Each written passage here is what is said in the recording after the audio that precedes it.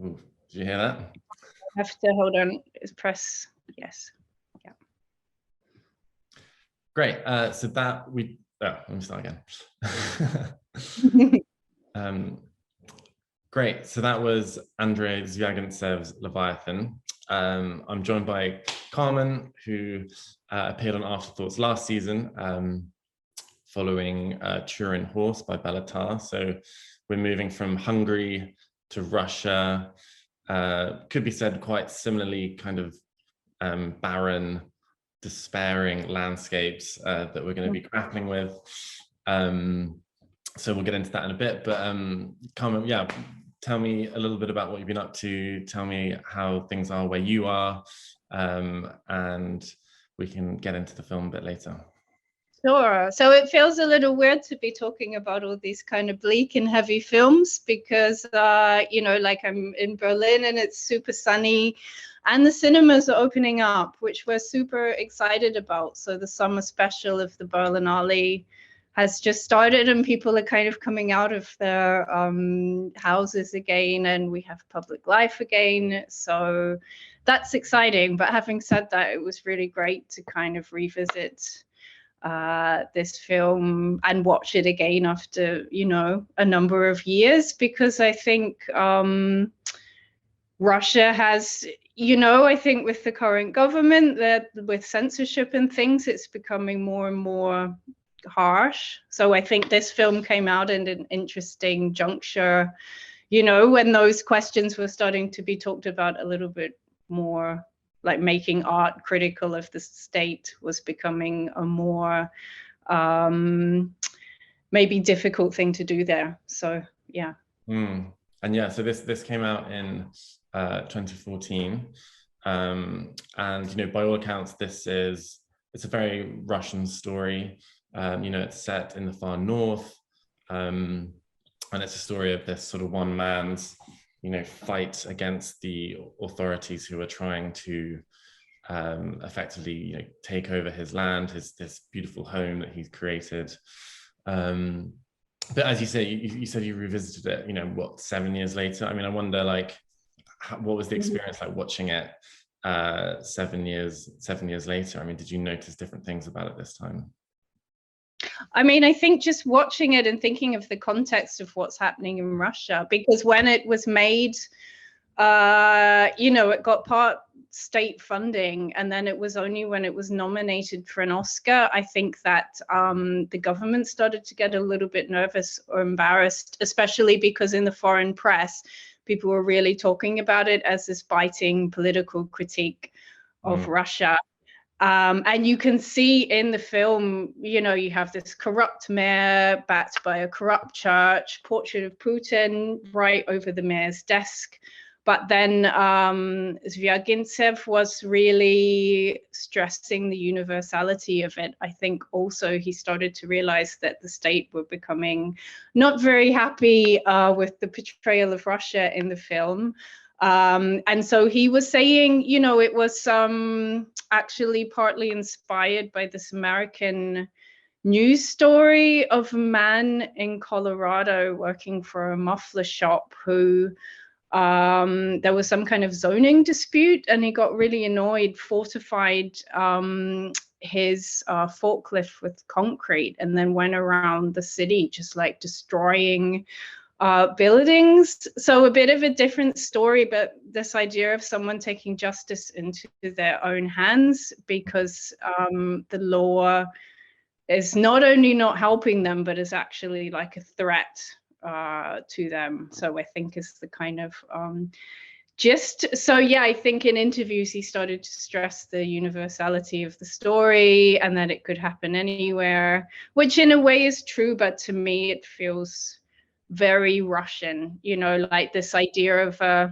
even like going from the 90s to now, like this, in the 90s, this like new capitalism, this lawless acquisitive force and raw power. I think in the film there's still a sense that that's still going on, that capitalism didn't work out so well, that you need connections, you need power, or your private property is for nothing. And it's not only about private property, it's about him kind of building a life for himself, and that has no assurances inside the law. So bit of a long-winded spiel there, but that was what I was thinking about when I was watching it. From like now, the perspective of now, you could never get government funding for a film like that, I don't think. Or I mean, I feel like it would be harder or impossible for him to make that film now. I know his last one, Loveless, was funded or made you know, from like French backers rather than Russian. So. And actually, I mean, I think there's such a sense of you know, powerlessness, I think, in the film that you've described. And actually, when I was watching it, I think that doesn't just come across in sort of the context that you described, but also the scale. I think the way that the camera works with scale, really, you feel so kind of, everything feels so small against this huge landscape. It's not, you know, not just the shots of this the kind of sprawling sea, but the sky seems bigger, you know, everything kind of like seems a little bit bigger. And even the shots inside the home, these domestic kind of vignettes, it's always very like wide kind of camera angles. And I think there really is this sense of a kind of overarching power that's lurking, that I think the individual is kind of always coming up against. And actually, I was reading that, I think, I can't remember who wrote about it, but one journalist describing the kind of echoes with Tarkovsky's The Sacrifice with Leviathan, you know, not just that there's this kind of central house around which this, you know, individual tries to kind of save, but actually also ends up kind of going mad, kind of losing their sense of reality. But obviously in that film, the kind of outside force is this kind of like nuclear war. It's all apocalyptic, and of course here it's very different. It's much more wrapped up in bureaucracy and human power, but the effects are quite similar. Like there's still this very sort of despairing story of an individual, basically being stuck in this kind of superstructure. So I mean, quite a grim watching in some senses, but incredibly powerful, incredibly absorbing. I think what those wide shots really do is they really bring you in. The music too, I think, has this really kind of inundating, absorbing effect. And so as much as I think it is quite a difficult watch in some ways, it really brings you in.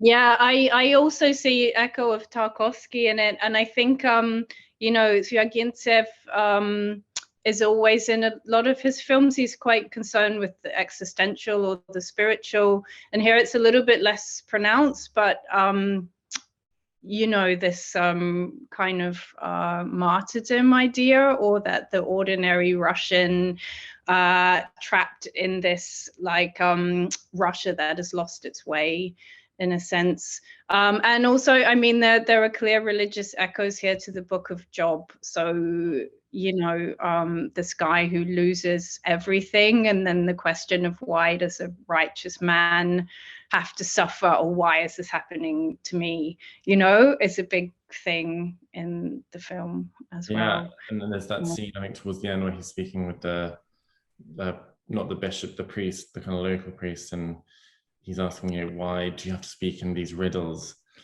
as if, you know, kind of really struggling, I think, with these, I think with quite, you know, existential and spiritual ideas in the way that Tarkovsky does too, that the characters are often, you know, questioning, challenging, just trying to, I guess, sort through all these different ways of being to find the thing, whatever that thing is.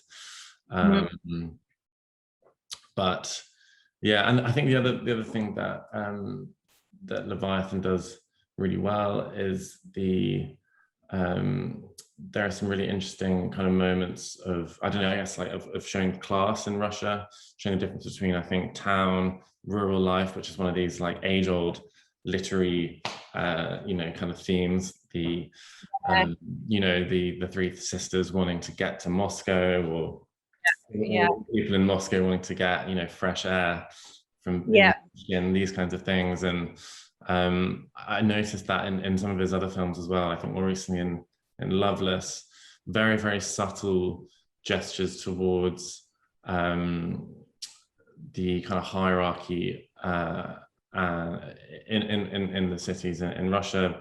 I remember scenes with you know, laborers often being kind of Central Asian, which is you know, really well documented obviously in Russia. And yeah, so I mean, kind of rambling on here, but like just yeah, I thought those are really kind of well executed in Leviathan. Yeah, I think that is interesting, like about, you know, you were talking before about the scale as well.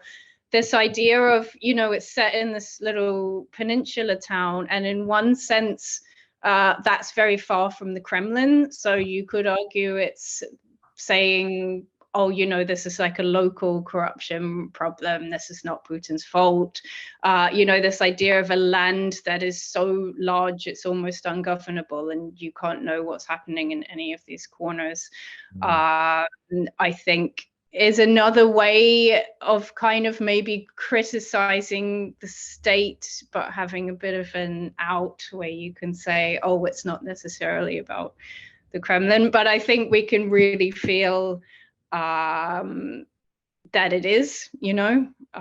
So, but yeah, I think the setting there is interesting, and yeah, as you say, you know, this Moscow thing, like the slick lawyer coming in from Moscow to kind of help out, who ends up being, you know, as much a figure of betrayal as anyone else. So yeah, but the attraction between the peripheries and the center, which is yeah, really interesting, I think. And also this ambiguity with religion. I mean, the institutional church is almost shown as being a barrier to the faith of the ordinary people, you know, like it comes through in the way the different figures are portrayed, and from the very corrupt through to the, you know, the man who's actually you know, quoting from the like Old Testament. So yeah, and in the void of having a church which you can really depend on, I think we can see, you know, like the ubiquity of drunkenness or alcohol in the film. There's kind of a sense of people looking for some kind of release that they can't really get easily from the church anymore, because it's all bound up in this kind of prevalent corruption. So then people are, you know, and often having issues from their drunkenness or hot-temperedness or whatever, but we can see that these are, you know, almost problems that are coming from the institutions rather than the people, because they're just looking for some kind of way to get by in life. And the corruption is infecting everything, like even the personal individual who sees no exit from these things, I think. So yeah, because like sodden and alcohol, the whole film, almost every scene they're drinking, you know. So this is also, and I think Putin at that time was really trying to clean up Russia. I remember, you know, the little kiosks where you would buy alcohol on the street, and he was trying to have all them removed. So, you know, this idea of like Russia that looks a little bit more kind of together or decorous on the outside to hide the social problems a little bit more. So this film is also showing, no, actually, this is not a nation that is feeling particularly well in itself. And I think that the alcohol was kind of trying to show that in the film as well, like that social problems have not in any way been solved under the government. So yeah. And I do think yeah, what speaking to that Zvyagintseva is trying to do is to show a lot of the emptiness, I think, that's at the heart of yeah, you know, if we take that, the big kind of skeleton, you know, that's on the beach. I mean, that is an image with so much space inside. You know, it is empty. Yeah. And if we think about you know, the kind of very comedic scenes in the courtroom where, you know, these ridiculously long-winded, incomprehensible regulations being read out, it feels very ceremonial. It feels like he's not really getting a fair trial here. It's just they're saying it to be said. And coming on also to the church and spirituality, it feels like it has become, as you say, this barrier actually, and really it's become like an empty ritual. And so I think, yeah, all those together, and that's why I think it does leave you with this kind of hollowness, you know, when you're watching this, because of all those kind of images that are meant to represent something meaningful in people's life. They're meant to be the very things that bind people, end up being the things that kind of break them apart. And I guess that ties back, you know, to this Hobbesian idea of the Leviathan in the first place, you know, that is this social contract, and without it, life is obviously short and brutish and all that, but it looks as though that's actually what life is like with this social contract. You know, clearly the social contract is either the words just clearly sort of don't mean anything. And I suppose that's actually quite a sort of Soviet idea, and actually a very contemporary idea in our world, where trying to erase the meaning from words, so that, you know, if with all fake news and disinformation going on at the moment, if words don't mean anything, then people with power can do lots of things. And even at the level of family, I think as well, at this level, like in all of his films, I think, like The Return, The Banishment, this one, Loveless, you know, you have these families that are breaking up, or children that are maybe neglected or kind of lost in some way. And I think that's like a literal comment on, you know, like consumerist values taking over, that emptiness you spoke of. But also I think it's in a way symbolic for Russia, you know, like Russia's future, if you know, the family breaking up, and also, you know, like Russia not having any clear direction, or a direction that's been lost because of like being lost to consumerism, and here corruption and also materialism. I mean, the mayor wants the site because he wants to build a kind of a luxury dacha, I think. So, you know, everyone has this like avarice, or this completely self-interested greed, and that seems to be all that's driving them.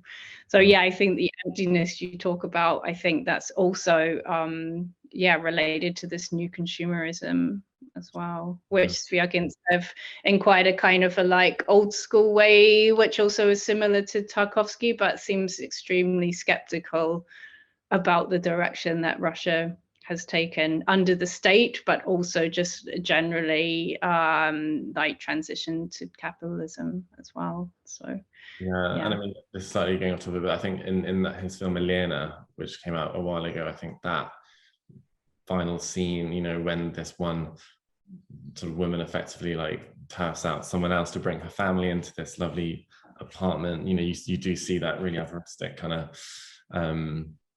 impulse, and it's one of those wonderful end scenes which is meant to kind of show a sort of happy family, but really there's this feeling of complete emptiness, this sense that this is all wrong.